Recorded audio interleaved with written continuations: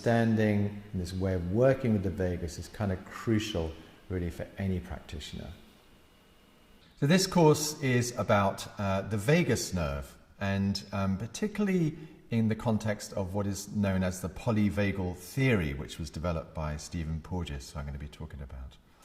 And this material, I would say, has huge ramifications for us as individuals, as therapists, but also for our clients. And an understanding really of our autonomic nervous systems and how they work, particularly in terms of the kind of stresses that people are exposed to in daily life, but also around trauma and particularly early trauma, and how our autonomic nervous systems, and particularly the vagus, gets affected by these kind of life experiences, and how we can really work with it on a physical level with clients, and also help to support them in their daily lives by simple things like breathing exercises and things like this, which I'll go into. So I first came across the work of Stephen Porges quite a few years ago now, when I was organising conferences in London, and we invited him over to talk about his polyvagal theory. And at that time, it really wasn't well known at all. And when I heard him speak, it really knocked me away, actually, because I actually began to understand what was happening in my own autonomic nervous system and why I would respond in certain ways, like going into a freeze or a fight or flight response, and how to kind of handle that, how to manage that, and how to understand it.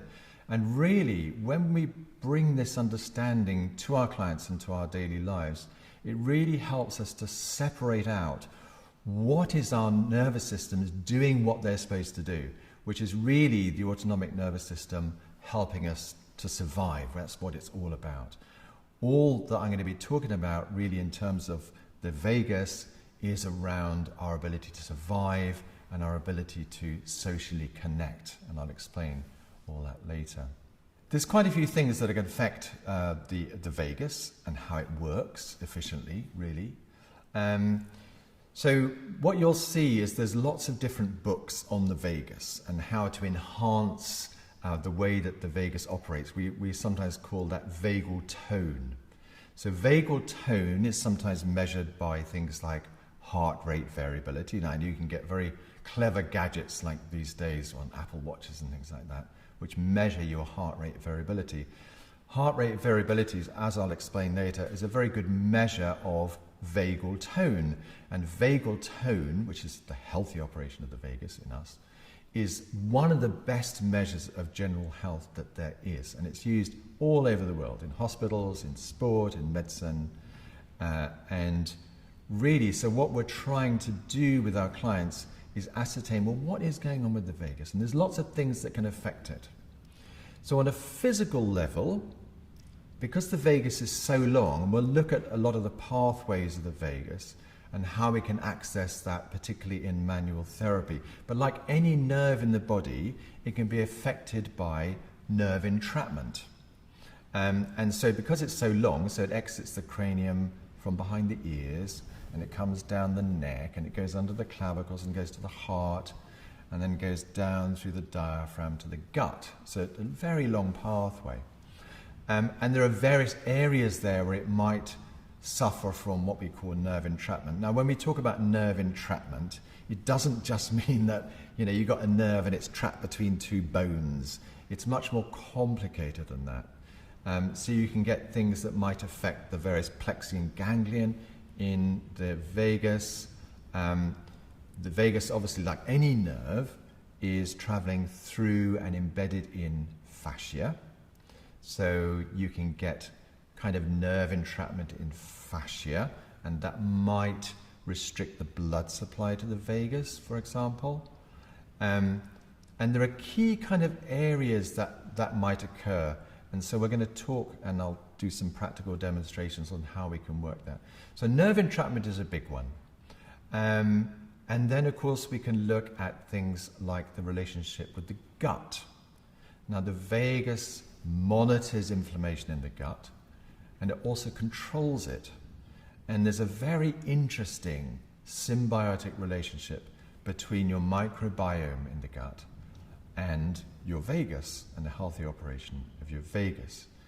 So the vagus can cause symptoms like irritable bowel syndrome, things like this, but it can also be affected by what we eat and environmental stresses.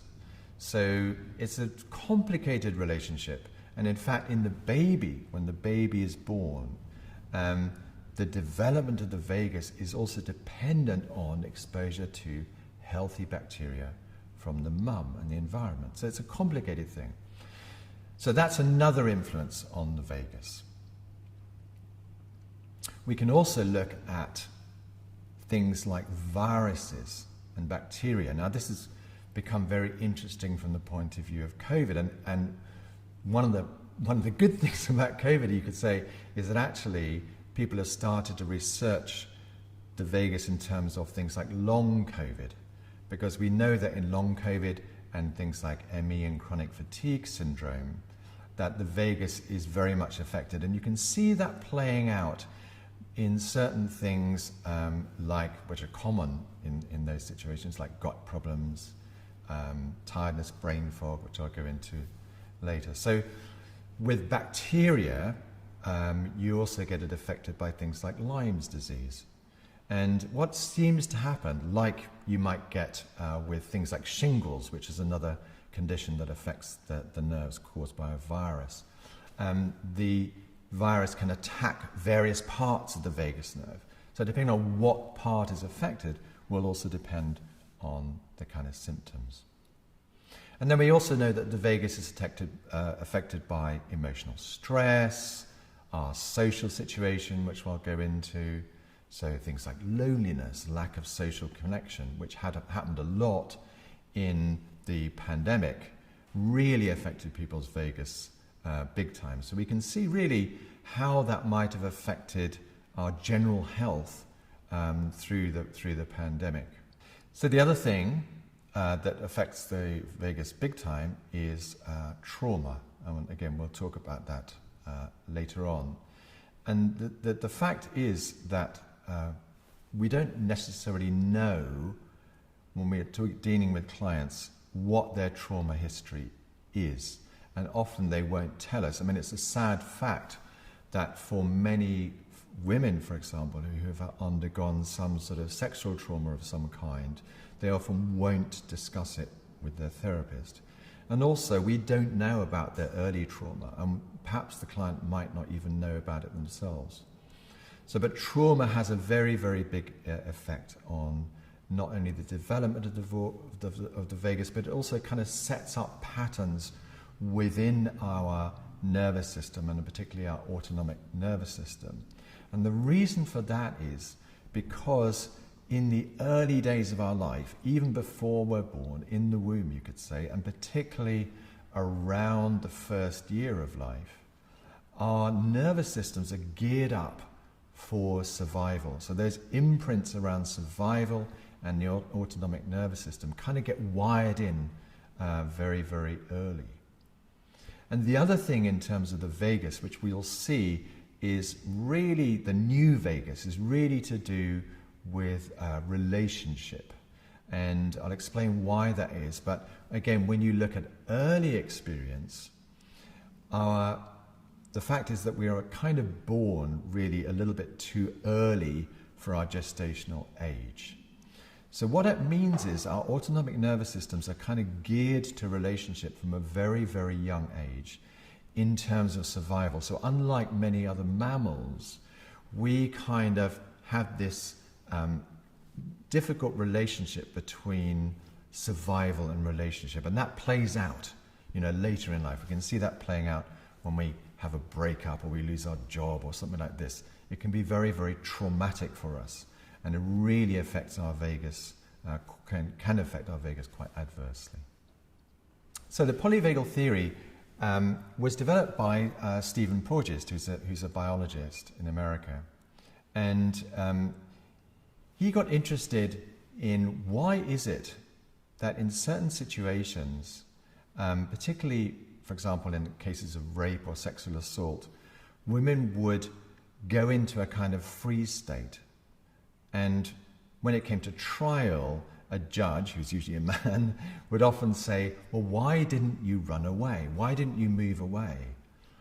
And he's often brought in these kind of cases to explain, well, the reason is because our old survival instincts, which originate in our nervous systems, hundreds of thousands of years ago, are geared towards a survival. And in that kind of situation, our best chance of survival is to kind of go into this, what he called an old vagal state. And that state means that we kind of play dead. I don't really like that expression because actually it's much more than that. What happens in our nervous systems is everything in our nervous systems is telling us to don't move. Do not mobilize. It's much safer to kind of just be still. And so it's not that you can run away in those situations. You can't. Your whole body is telling you, don't. So there have been lots and lots of books that have come out over the last few years. Many of them, some of them with quite funny titles like Activate Your Vagus Nerve, or Your Reliable Vagus Nerve Handbook, which is one of my favorite ones. And of course, if your vagus nerve wasn't active, you basically would be dead, because the vagus nerve controls most of your vital functions. It's controlling your heart, your breathing, your digestion, your inflammation in your body, all those kind of things. And Stephen Porges himself has written a few books. There's a new one that's come out recently, which he actually did with his son, called The Polyvagal World, I think it's called. And there are other ones by his colleague who's worked with him a lot, called Deb Dana. And Deb has written quite a few books on the vagus nerve and the polyvagal theory, particularly for therapists. So her books are particularly useful in a kind of clinical situation for how to support people in the clinical process and in their daily lives. Through the way we talk, through the way we breathe, the kind of exercises we give them, the advice we give them. And I'll go into much more detail about that later on. So what does the vagus do, actually? Well, it does an awful lot.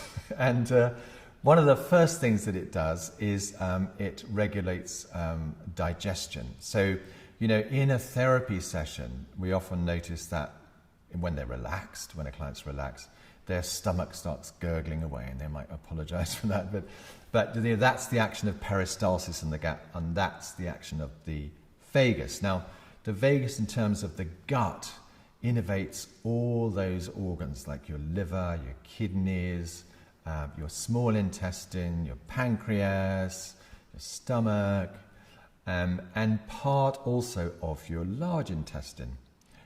So the ascending part of your large intestine here, and some of the transverse colon.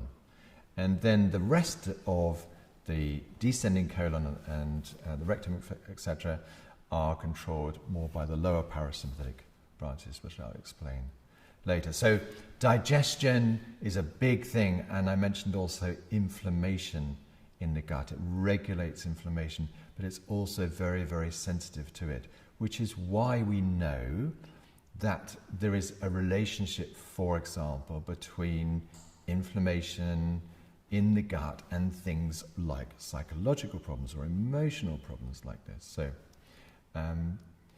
the other thing it does is regulates the heart. And when we look at the pathways of the vagus, as I said, it's sometimes called the polyvagal theory, because in the olden days, when I learnt anatomy and physiology, the autonomic nervous system was always described as having two parts. You probably remember this from your clinical days. You have your fight or flight, which is a sympathetic nervous system, which kind of generally speeds things up in the body, and your parasympathetic system, which we always learnt as a rest and repair system. And often in therapy we say, well, it's a really good idea to get clients more into a parasympathetic state, because then they can begin to heal better. If they're in a sympathetic and activated state, it's very, very difficult for them to heal. So in terms of the pathways of the vagus nerve, Stephen Porges has identified sort of an older part of the vagus, which is more to do with digestion. So when we talk about digestion, that's mostly beneath the diaphragm, and that's mostly what we call the old vagus, which is slightly slower, unmyelinated nerve pathways. But when we come to the heart, that's more to do with the new vagus, and these are myelinated pathways. They're quicker, and there's a massive connection between the heart and the vagus and the new vagus. And that comes into play when we talk about the new vagus as being part of what's sometimes called our social nervous system, and how that interacts with our ability to communicate, and how we actually communicate a lot through our heart. And you see this playing out a lot with kind of babies and mums. So the heart is a big one. And when we're talking about the vagus, all our organs have two major supplies to them: the parasympathetic, which is in this case this vagus, and the sympathetic. And of course, the sympathetic is different nerve pathways, which we'll look at, but they generally have this function of speeding things up. So when our heart rate goes up, that's the sympathetic system speeding things up because we need to flee from a predator or something like that. So the heart is a big one. Breathing, of course, and our lungs. So the vagus controls our breath. And we'll look at breath because breath is a very, very good way of accessing the vagus, particularly sort of slow, long exhalations that move the diaphragm. That movement of the diaphragm really stimulates the vagus in a kind of positive way. So we can use that with clients in our therapy, whether that's getting them to take a good breath when we do some work on them, or in their daily life when they're getting a bit stressed, to take some really deep breaths and long exhalations. And particularly also with breath, that's influenced by whether we breathe through the nose or whether we breathe through the mouth. And this is something we can see with people when we're observing them, even before they get on the couch. So where are they breathing from? Are they breathing more from here, which is more of a sympathetic kind of activation of the breath? And when we're stressed, we tend to breathe more from here. And also what we tend to do is use these muscles as well, our scalenes and our sternocleidomastoid, which attaches onto the sternum. So when we're stressed, when we're more in the sympathetic system, we're breathing more from here, breathing faster out there as well. And when we're more relaxed, we tend to breathe more into the tummy. And actually, this is something that you can feel for yourself, if you like.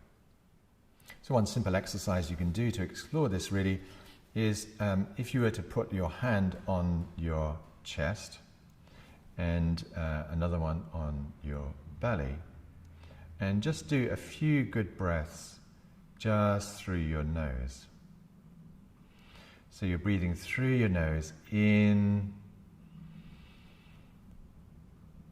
and out, and just see what is the movement under your hands. Are you breathing more into your belly? Are you breathing more into your chest? So that's just through your nose, an inhalation, exhalation through your nose. And then try a few rounds with just breathing through your mouth. And as you do that, you might notice that you're breathing more into your chest. There's more movement of your chest. That's more of a sympathetic breath, you could say, through your mouth than when you breathe through your nose. We're naturally inclined to breathe through our nose. That's how we should breathe. And with babies, they are what we call obligate nose breathers. In other words, they have to breathe through their noses. So the other thing that vagus is very much involved with is things like sneezing, coughing, throwing up, vomiting, feeling nauseous.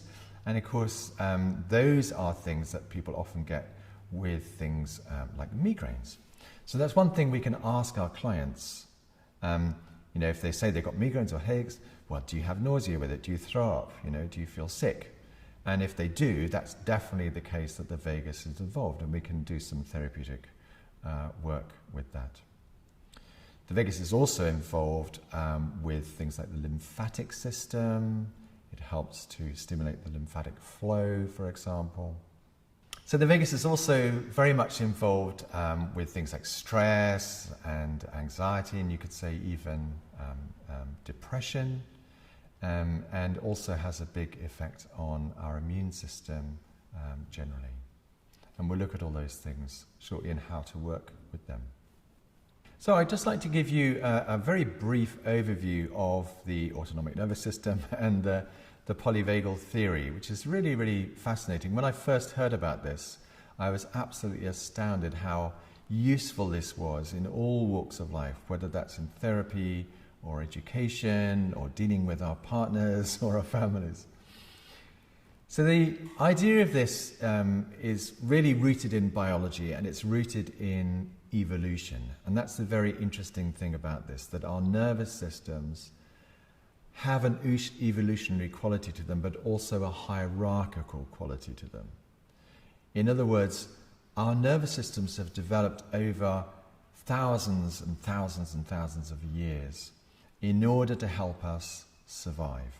And in the very, very old days, when we were very, very primitive creatures, when we didn't go out much and we didn't socialize much, we were basically very solitary. And those solitary creatures, we evolved from, single-cell organisms. And those single-cell organisms, when they are stressed or when they're under attack, tend to just contract. They tend to kind of freeze and sit things out until the danger passes. And through evolution, as we began to develop a gut, in other words, we began to eat things and excrete things, we began to develop a very primitive nervous system related to that, which kind of we still have now in our nervous systems, which is our old vagus, yes, sometimes called our dorsal vagus, because it's controlled by a nucleus in the brainstem here, which is called the dorsal vagal nucleus, and that's towards the back of the brainstem there. So basically, in our systems now, we have this dorsal vagal pathways, which are mostly below the gut, or below the diaphragm rather, and controlling the gut and digestion. And that pathway is also associated with these kind of freeze responses and what we call dissociation. So again, we can see this playing out with clients when they've experienced usually quite a lot of trauma, possibly exposure to a virus or bacteria. It could be multiple things. It could be to do with nerve entrapment. And because the vagus is so long, sometimes that nerve entrapment, as we'll see, can be related to things like neck injuries even. But anyway, so they might have this tendency to go more into this kind of freeze state.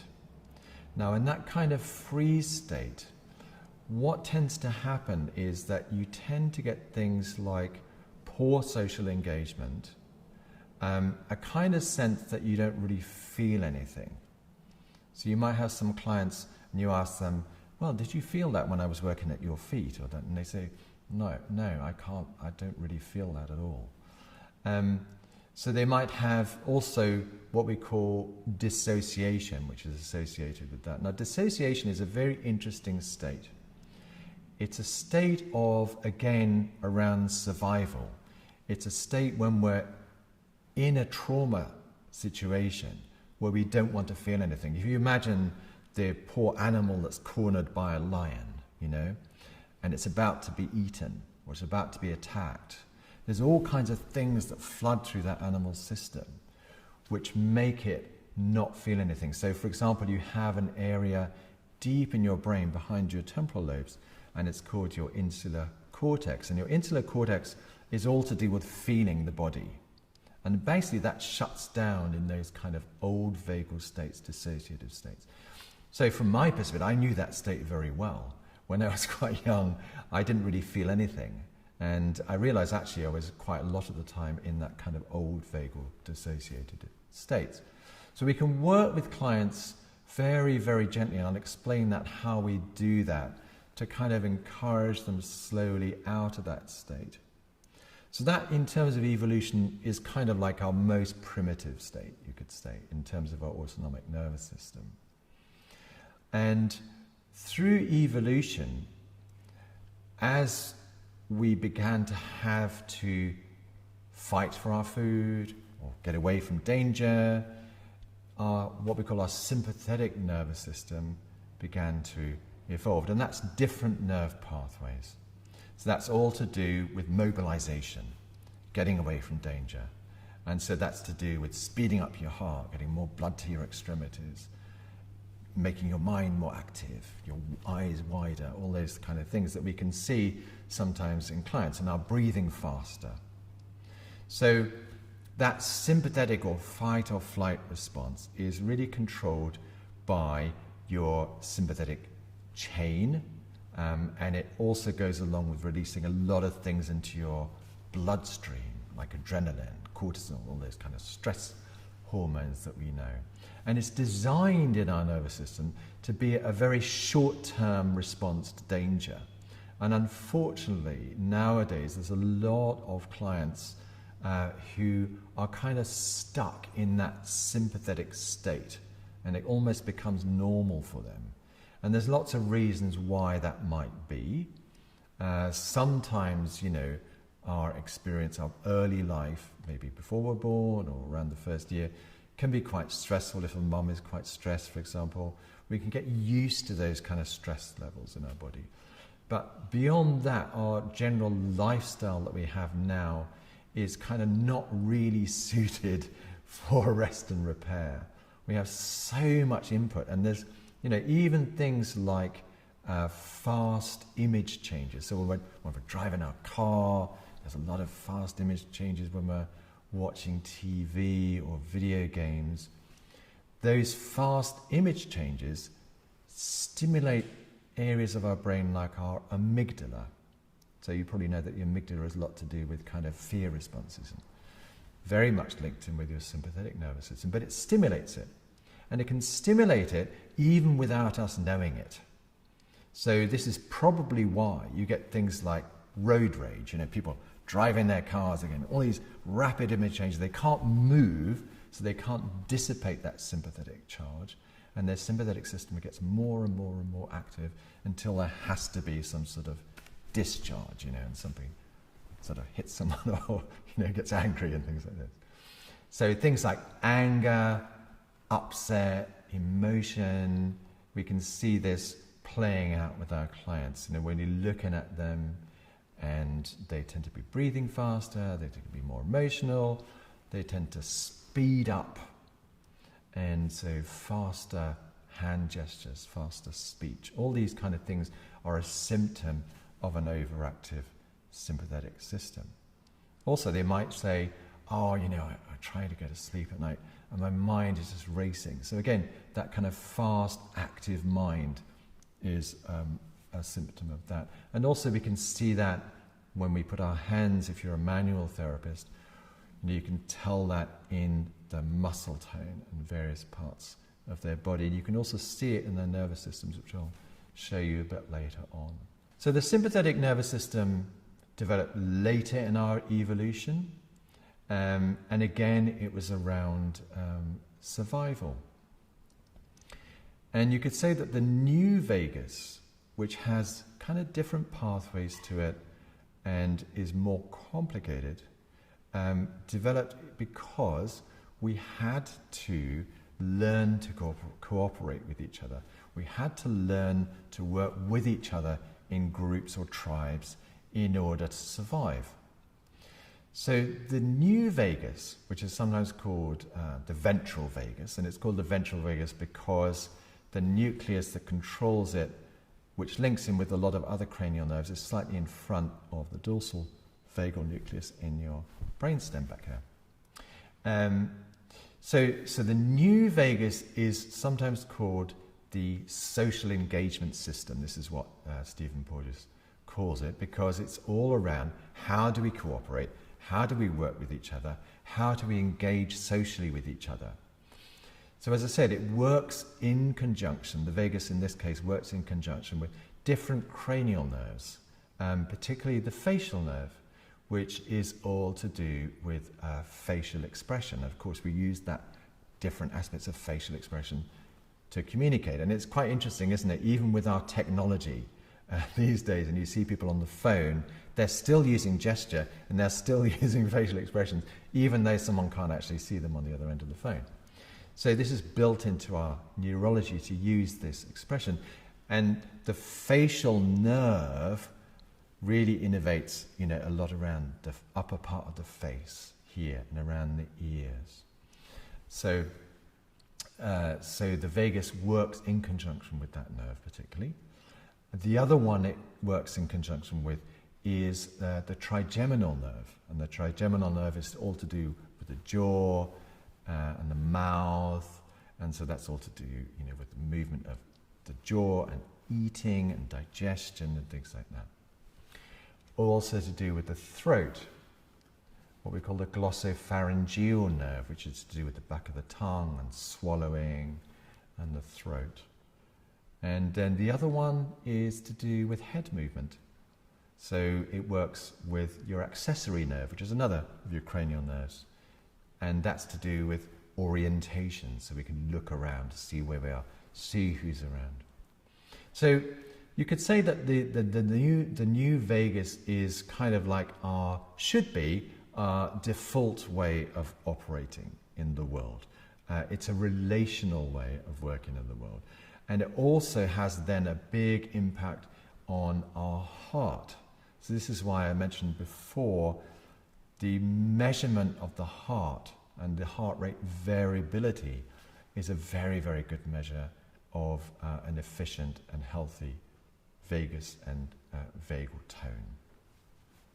So we're going to talk about safety and the vagus. And the way that Stephen Porges describes this, I remember listening to him talk about what he called the love code, which is a very interesting idea, that you need certain things in succession in order for us to be able to socially engage with each other. And the key first thing that we need is an intuitive sense of safety in our environment and with the person that we're with. Now this is really, really important in terms of a therapeutic relationship. Stephen Porges coined a word for this. He calls it neuroception. In other words, what that is, it's a perception of safety which is kind of like subconscious. It's something like almost like a gut sense. Do we feel safe in this environment? And our clients do this all the time when they meet us for the first time. We do this with our clients. We do this in any situation, social situation. Do we feel safe? Because when we feel safe, then these signs of danger, if you like, that activate our sympathetic nervous system can calm down, and then we can socially engage with each other. And that kind of needs to happen, otherwise the new vagus can't come on board. So there are kind of key things that we can do to really assist this quite clearly, and I'll go through those in detail a bit later. But just so you understand that this thing about safety is so important. I think it's something that as therapists we don't take seriously enough. So to give you an example about why this is so important, the vagus, as I said, works in conjunction with the facial nerve. And the facial nerve innervates this tiny little muscle in your inner ear. It's called your stapedius muscle.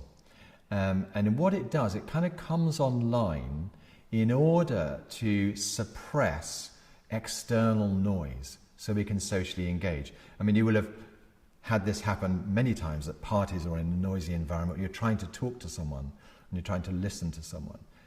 This little muscle comes online to inhibit and block out external noise, and particularly low frequency noises. And I'll come back to why that's important later. But low frequency noises in our nervous systems are associated in mammals with predator noises. So, for example, when you're watching that film Jurassic Park. You remember when the dinosaur is coming out of the jungle, the first thing you hear is those dum, dum, dum. It's kind of like low frequency noises, which are associated with danger. And now, of course, this has ramifications, which I'll go into, for our things like our clinic environment and extraneous noises that come in, because those can stimulate people's sympathetic nervous systems. And when people's nervous system, sympathetic system, is stimulated, they can't socially engage. So it's kind of a very physiological process that happens, is that kind of what we actually call the vagal brake comes into play. When the vagus becomes active, when we want to engage, the vagal brake slows our sympathetic nervous system down. And the origin of our sympathetic nervous system is very interesting in terms of why it's called our sympathetic nervous system.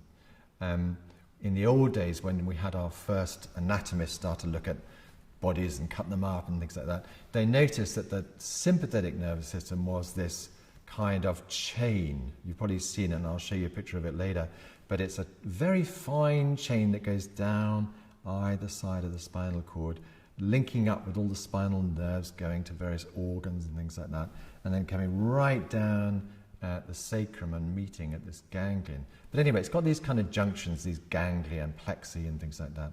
And when the anatomist looked at this, there was a particular anatomist, and he thought, oh, they look like little brains, these little ganglia. And he said, oh, those little brains are working in sympathy together.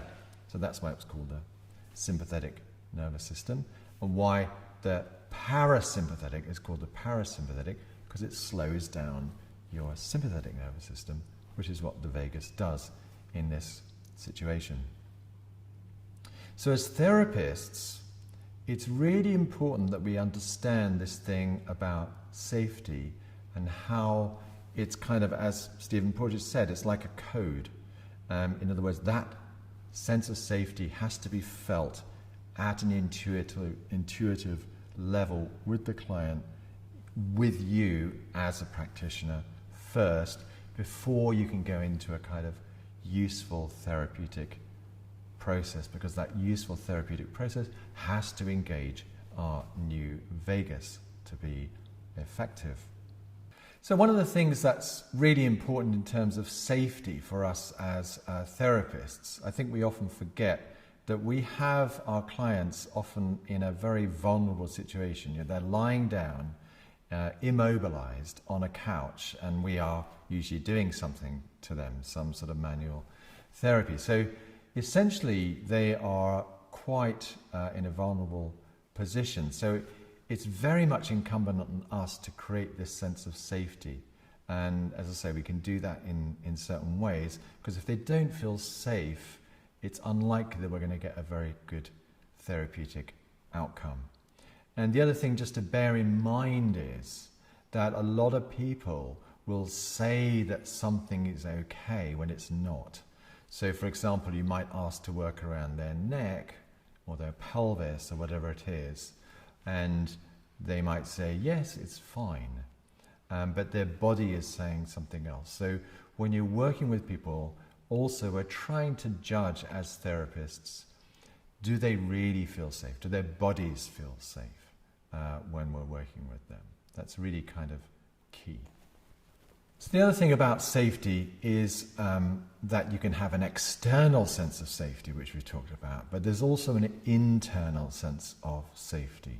And a lot of our clients might feel that they're not safe in their body if they've had a lot of early traumatic experience, for example, sexual abuse or something else happened to them, bullying at school or whatever it is.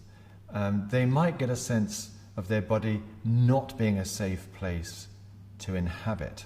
So, for example, when we say, you know, can you feel that? And they say, well, not really. That may be because it just doesn't feel safe to them.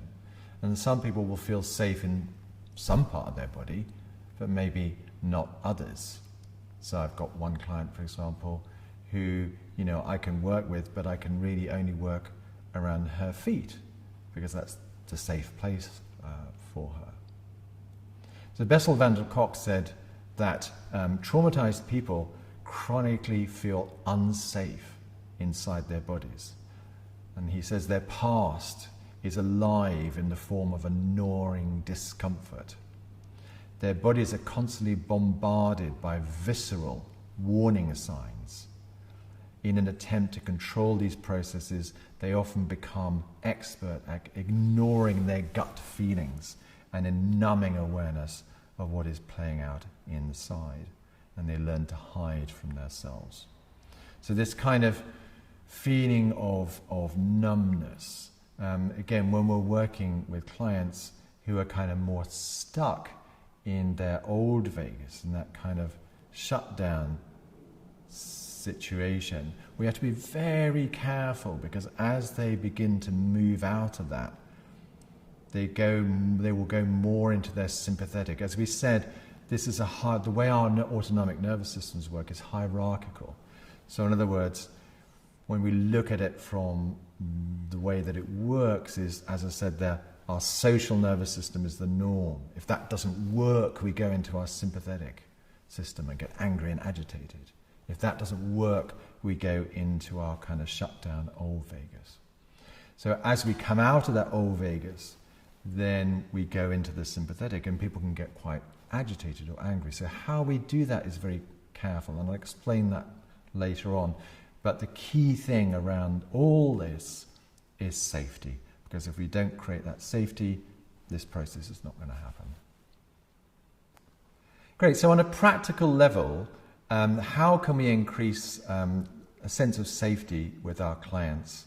And actually this also applies to any kind of relationship we have, whether it's a work relationship or an intimate relationship. How can we increase the sense of safety?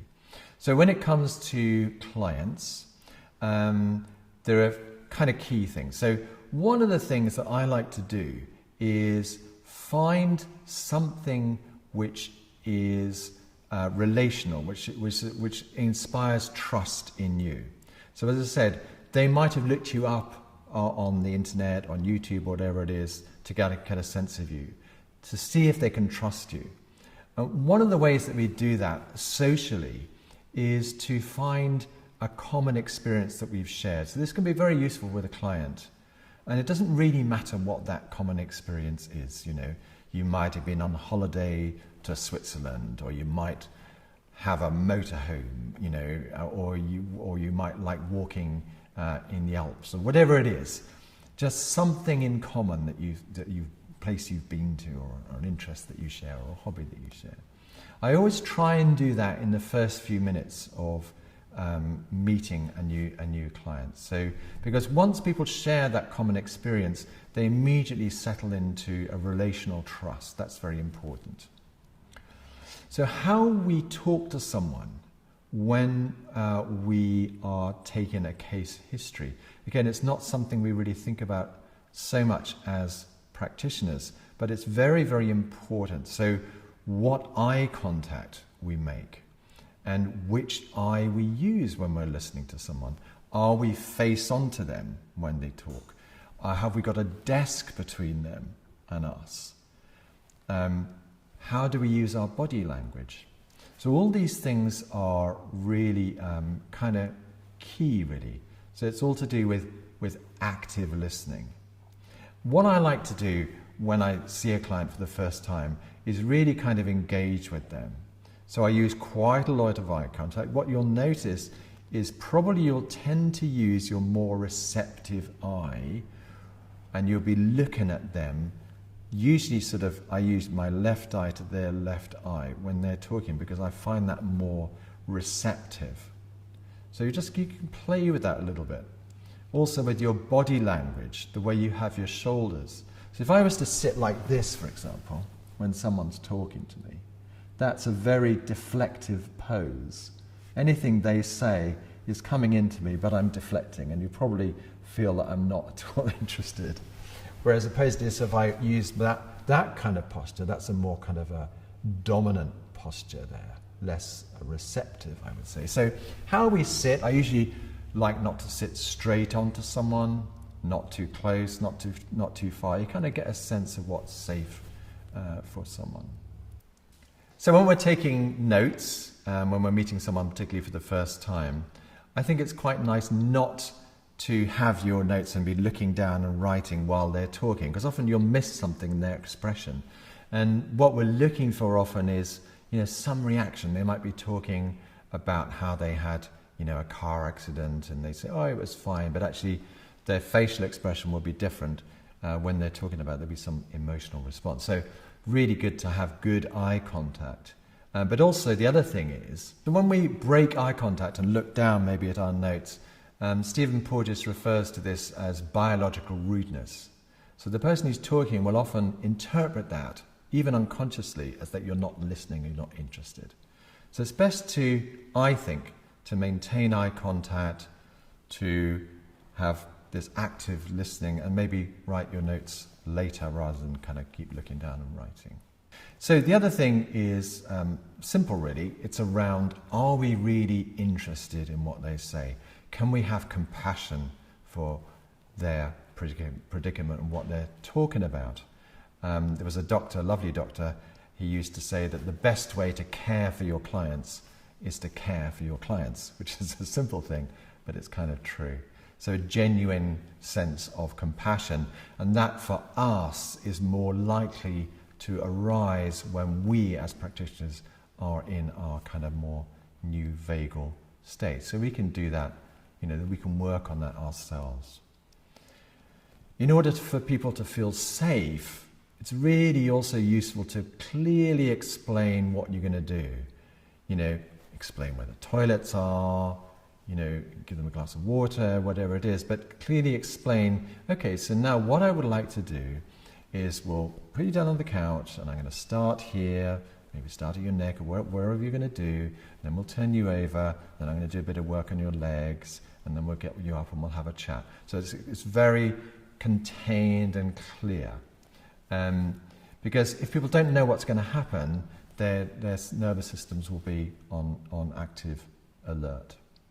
And then when we come to the clinic itself, the environment of the clinic is really important. So if someone's cold, then their nervous systems are going to be on alert.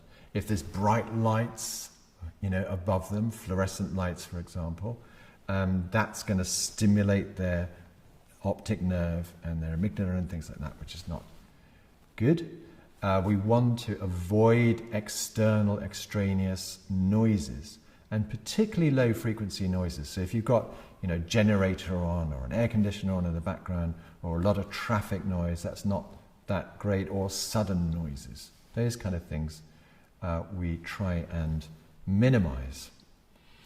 A lot of practitioners might play music, but again, it depends on the music, because music can be quite triggering for some people. It might be relaxing for one person, but it might be triggering for another. So we have to be careful about that. Of course, the amount of time that we spend, as practitioners, often we have more time than other health professionals have, but that time spent is very helpful as well. I often use things like humour. Humour is helpful in relaxing people, and curiosity. So curiosity, interestingly, also stimulates the new vagus. So getting someone curious in why do you think they have this condition, can be very, very helpful and empowering in their recovery as well. There's a couple of videos linked in your course notes which actually illustrate the way the social engagement system works really, really well. One is called the still face experiment. This is a very interesting experiment which was done years and years ago by Ed Tronick, and it shows a mother and a baby together in a room, and they are interacting. So she is using a lot of what we call prosody in her voice, and gestures and facial expressions, as you'll see. Prosody is the kind of up and down inflections in the voice that we use for babies. And they're playing, basically, in a reciprocal kind of fashion. And then as part of the experiment, what the mum does is just look away for a minute, and then look back. And it's still there, but is not using any facial expression. She's not mirroring back to the baby. And you see quite quickly that the baby goes into its sympathetic system. So a sympathetic response, so making sort of screeching noises, like sudden hand gestures, pointing and things like this. And then quite quickly, I mean, within about a minute, the baby is getting really quite distressed and turning away and crying. So very strongly into a sympathetic state. So it shows you how important this sense of reciprocal relationship is so important for creating a sense of safety in us. And as Ed Tronick points out, what happens if this goes on, if this kind of relationship lack of response goes on, babies would then tend to go more into an old vagal state of kind of giving up.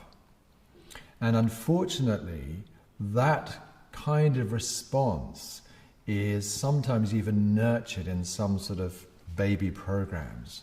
There's a very well-known approach often used in the UK and America called the contented baby approach, and this is where you have what is called controlled crying, where you basically might go into a baby who's crying at night but not use any face-to-face contact. So you might feed but don't look at the baby. Now this induces this state of, well, I'm not going to be listened to, sometimes called learned hopelessness. And that tends to put babies more into a kind of old vagal state, where they will of course stop crying, but they kind of go into an old vagal giving up state, which is not very good.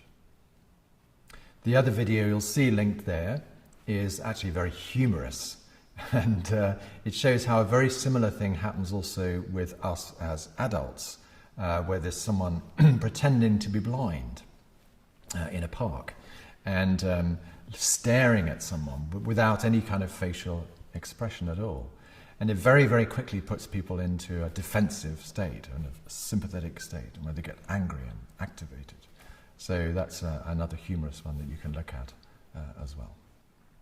So we're going to go through a few different ways that you can engage the ventral vagus, the new vagus, with ourselves and with our clients. We'll go through each of these in turn. So the first thing is around breath, and probably breath is one of the most powerful ways of turning someone's nervous system around very, very quickly. And that usually involves longer exhalations. As we said earlier, nose breathing is better, and just slow exhalations. There's various ways we can do that, but for example, when we're working, asking someone to take a deep breath in and really exhale through their tummy. This movement of the diaphragm as the vagus comes through the diaphragm stimulates the vagus, that movement. So that's a very, very simple way, and the results are pretty much instantaneous.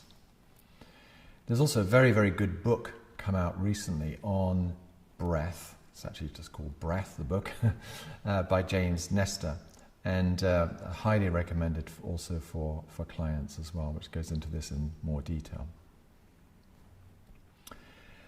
Of course, touch also stimulates the vagus. Now, the kind of touch that we use, particularly for people with chronic pain, we want it to be in such a way that it feels safe, which obviously then means it's not painful. So generally speaking, people in chronic pain, we want to use a touch which doesn't stimulate their sympathetic nervous system. So that's another way in. Of course, touch, it can be a little bit triggering for some people, so that's why we negotiate it very carefully. We're always reading the body as to what's appropriate and what's not. We can also encourage our clients to engage in social activities. So any kind of social activities that involve face-to-face interaction are generally very helpful for people. If you have a client, for example, who's living on their own, that, as we know, can affect the heart, can affect the vagal tone. So encouraging them to do any kind of activities like that can be very helpful for their health. And then there are certain specific exercises which I'll go through with you, which can also help stimulate the vagus. And because the vagus also shares nerve pathways with things like the facial nerve and the trigeminal nerve, sometimes touch, any kind of touch around the back of the head here, or stimulation around the scalp, this is where your vagal nuclei are, just here. And there's direct connections between this part of the back of the head and particularly around the ears, which link very directly to the vagus. We'll also look at how you can assess the vagus by looking inside the mouth, because the vagus also has innervations to the very back of the throat, which we'll look at, and that's a very useful way of assessing what the vagus is actually doing. And then there are other things like the use of the voice, which we can encourage as well. I mean, one of the best things for stimulating the vagus is things like singing in a choir, because singing in a choir involves long exhalations, it involves social activities, and it involves concentration. And it involves music, which also stimulates the vagus. And then also things like encouraging generosity and compassion. This has been studied quite extensively. People who are generous tend to have a stronger vagus. So, for example, with our clients, if they've got time, donating their time to work in a charity shop or something like this will also be extremely good for their health. So there are lots of different approaches to breathing, and as I mentioned, this book by James Nestor is a very, very good sort of treasure trove of approaches to this, and explaining particularly in relation to the autonomic nervous system. So the general principle of this, if you're teaching it to clients, some people find breathing to account, say you're breathing in to 7 and out for 11, which is a very, very common way of encouraging people for a longer exhalation.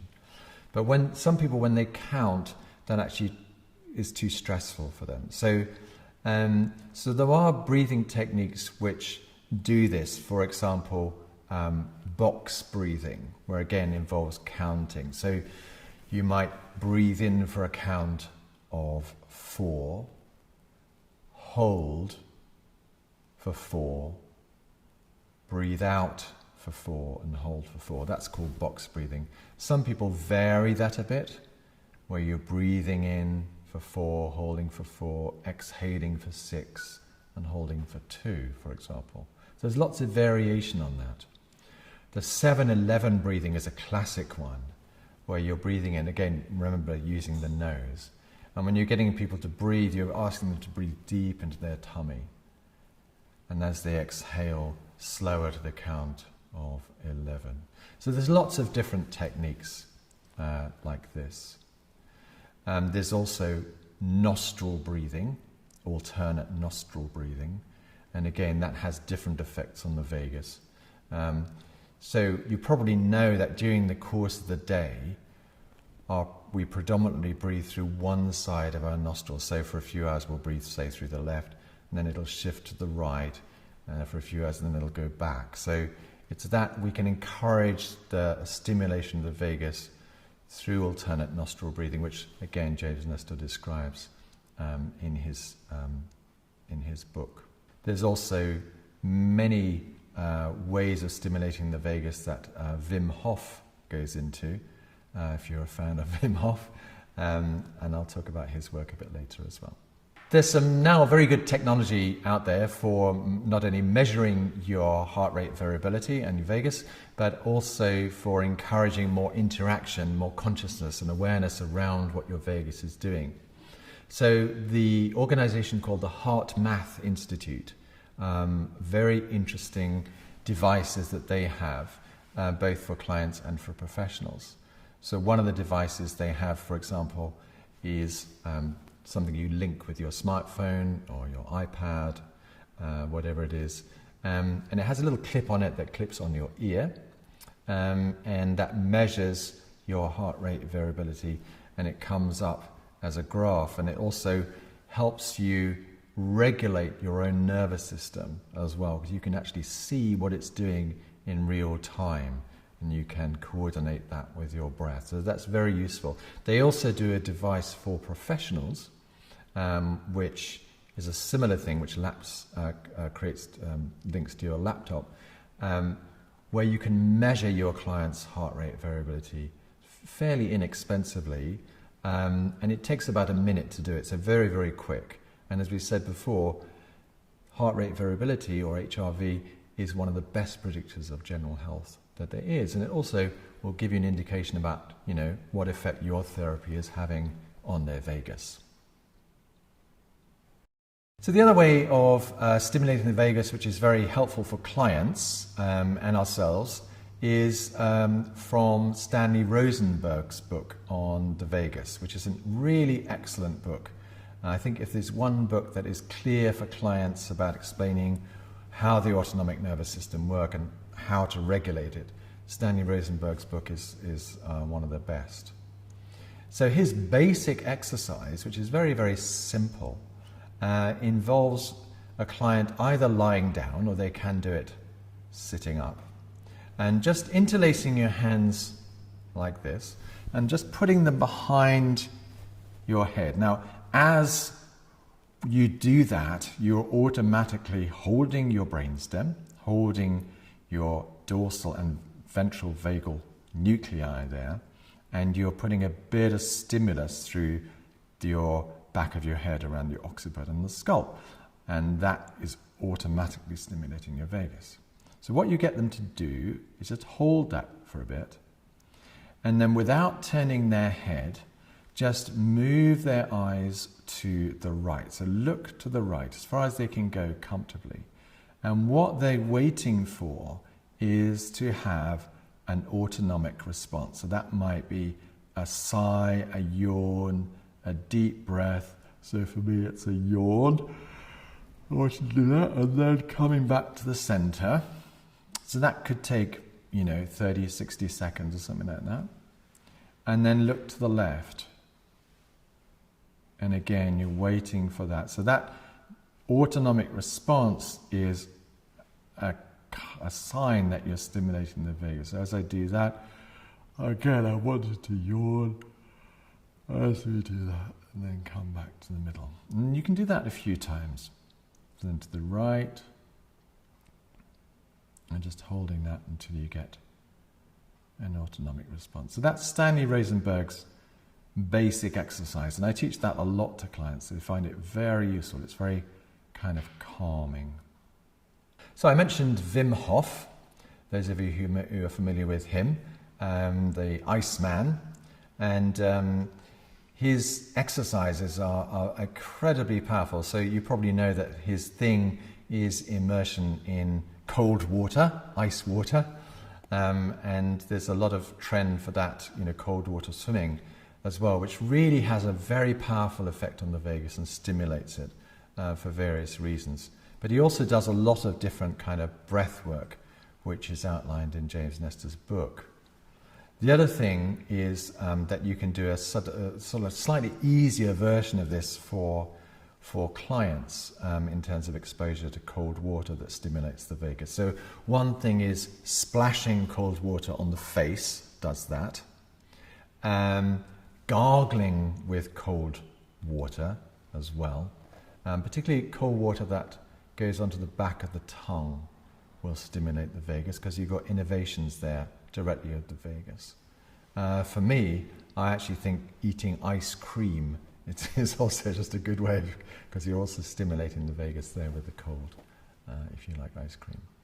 So the other way of helping clients access their vagus is through touch, and basically ways that encourage a connection between the brainstem, the face, the throat, the heart, and the abdomen. So there's lots of different ways of doing this. One way that's been developed is sort of holding the head, and either you can do this yourself or a partner can do it. And then just moving around so your hand is on the back of your head. So again, this is holding the brainstem and then making a connection with the front. and then moving your left hand down towards your heart, and then moving your right hand down towards your abdomen. So this is creating a connection really between all of your vagus. And then if you want, you can move this hand to the back of your head. So this is connecting your old vagus to your gut. But basically, without making it too complicated, anything that connects here to the throat, to the heart, to here is going to be beneficial, particularly for people who are slightly kind of more in their old vagus, more kind of cut off in this area.